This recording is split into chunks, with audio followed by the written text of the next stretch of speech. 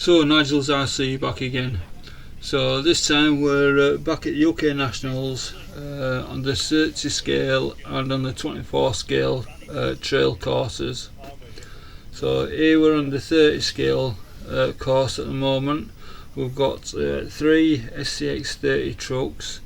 All these trucks are stock, apart from they've just got upgraded wheels and tyres.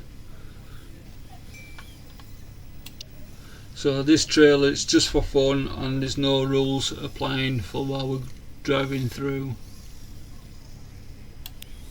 So about halfway through this video we jump onto the 24th scale trail, and on that we've got an SCX 24, the C10, and that's more or less standard again, apart from wheels, tyres, and there's a little bit of brass on the axles.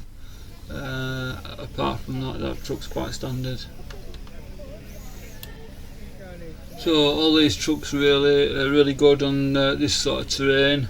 The only thing that you will see is we do a lot of reversing up and down, as the radius and the steering is not very good on the stock axles. Same for the 24s as well, with those being non-stock axles. The steering on there is not very good again, so we do have to keep reversing around to find the best line. So there again, if you do like this video, please subscribe, and thanks for watching.